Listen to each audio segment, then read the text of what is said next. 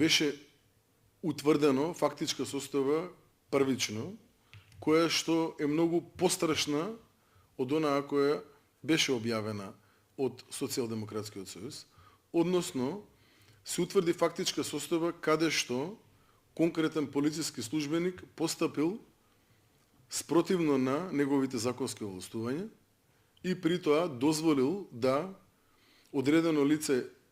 помине без соодветна казна која што требало да му биде изречена. Тоа е првиот прекршок кој што го направил, спротивен на стандардните оперативни процедури и спротивен на закон. А вториот, уште поголем прекршок од оној првиот, е тоа што недолжен граѓанин,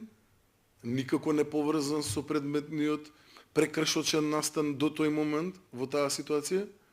го навел во рамки на документацијата која што се изготвила од страна на Министерството за внатрешни работи како одговорен за предметниот прекршочен настан. Со што сторил одредено кривично дело кое што ќе биде процесирано од страна на Министерството за внатрешни работи. Конкретното лице кое што беше пропуштено без казна, согласно информациите кои што ги имам, во текот на денешниот ден самото се пријавило во полициска станица Пролет и за истото е изречена прекршочната санкција која што треба да се изрече за возење над дозволена брзина која што е утврдена со закон. Санкцијата му е изречена како парична, која што требало да му биде изречена, тоа е 300 евра, нели, доколку ја плати во рок од 8 дена, мислам дека беше, може да плати половина од казната и ќе се процесира забрана за управување со моторно возило до надлежниот суд. Така да Министерството за внатрешни работи овој случај првично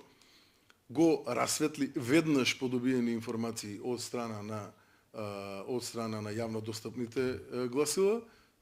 и во иднина дупатам една порака до секој еден полициски службеник кој што работи во Министерството за внатрешни работи, дека е должен да постапува согласно закон и согласно стандардни оперативни процедури. Никој нема никого